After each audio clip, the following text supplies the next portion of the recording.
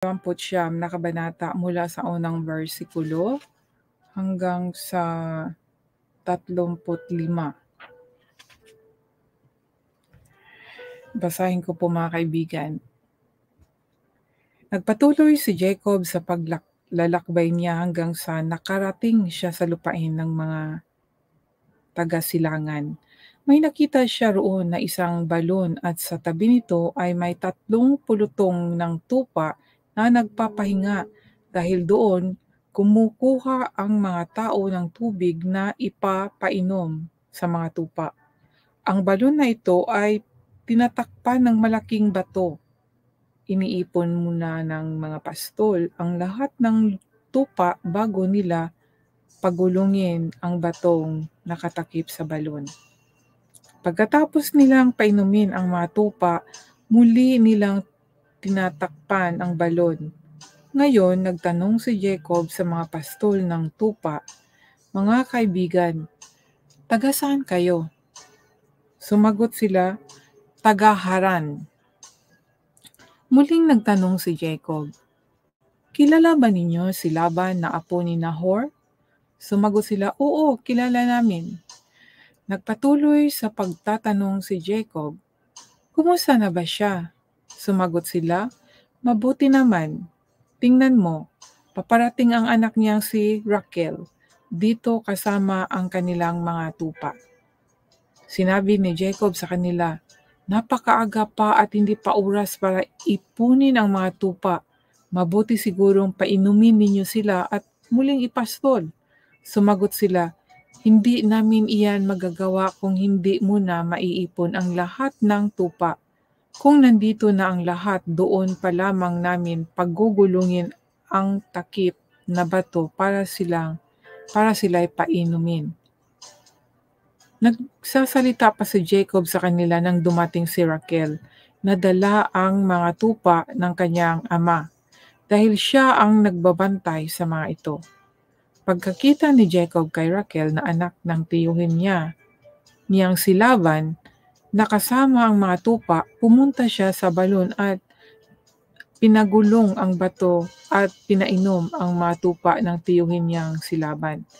Pagkatapos, hinagkan niya si Raquel at napaiyak siya sa tuwa.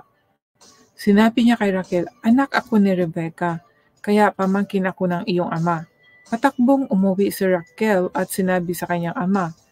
Nang marinig ni Laban na nariyan si Jacob na pamangkin niya kay Rebecca, agad niya itong sinalubong, hinagkan niya si Jacob at dinala sa bahay niya. At doon sinabi ni Jacob kay Laban ang lahat ng nangyari. Sinabi ni Laban sa kanya, "Tunay na magkadugo tayo." Yan po, no? Pagkalipas ng 1 buwan na pananatili ni Jacob kina Laban, sinabi ni Laban sa kanya, "Hindi mabuti na magtrabaho ka para sa akin na walang bayad dahil pamangkin kita. Sabihin mo sa akin kung ano ang gusto mong ibayad ko." May 2 anak na dalaga si Laban, si Leah at ang panganay na si Raquel, ang nakababatang kapatid. Mapupungay ang mata ni Leah, pero mas maganda ang hubog ng katawan ni Raquel.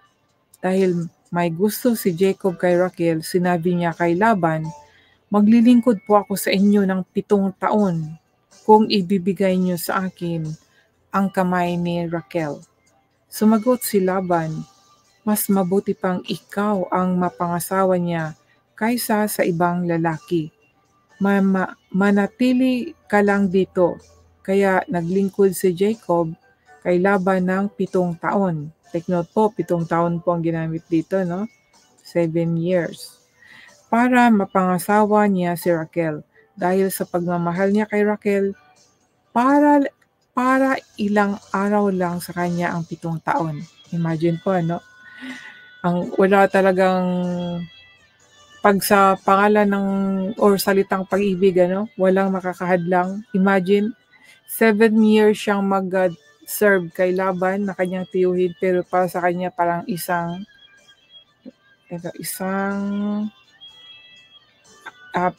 parang ilang araw lang, hindi isa. parang ilang araw lang ang 7 taon sa kanya, 'di ba mga kaibigan? Pagkalipas ng 7 taon, sinabi ni Jacob kay Laban, "Natapos na ang paglilingkod ko sa iyo kaya ibigay niyo na sa akin si Raquel para magsama na kami." Pumayag si Laban kaya nagdaos siya ng handaan at inimbitahan niya ang lahat ng tao sa lugar na iyon. Pero kinagabihan, sa halip na si Raquel ang dalhin ni Laban kay Jacob, si Leah ang dinala niya at sumiping si Jacob kay Leah. So dito mga kaibigan, may pandadaya na naman. Ibinigay ni Laban kay Leah ang alipin niyang babae na si Selpa para maging alipin nito. Kinabukasan nalaman ni Jacob na si Leah pala ang kasiping niya. Kaya pinuntahan niya si Laban at sinabi, "Bakit ginawa mo ito sa akin? Naglingkod ako sa iyo para mapangasawa ko si Raquel. Ngayon bakit niloko mo ako?" Sumagot si Laban, "Hindi kaugalian dito sa aming lugar na maunang makapag-asawa ang nakakabatang kapatid kaysa sa nakakatandang kapatid. Hinin Hintayin mo lamang na matapos ang 1 linggong pagdiriwang ng inyong kasal at ibibigay ko agad sa iyo si Raquel. Iyan ay kung muli kang maglilingkod ng 7 taon pa." Ayan po ang nangyari mga kaibigan, Pumayag si Jacob sa sinabi ni Laban. Pagkatapos ng 1 linggo na pagdiriwang ng kasal nila ni Leah, ibinigay ni Laban kay Jacob si Raquel.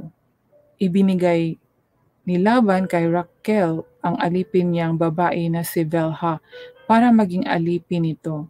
Kaya sumiping din si Jacob kay Raquel. Mas mahal niya si Raquel kaysa kay Leah. Naglingkod si Jacob kay Laban ng 7 taon pa.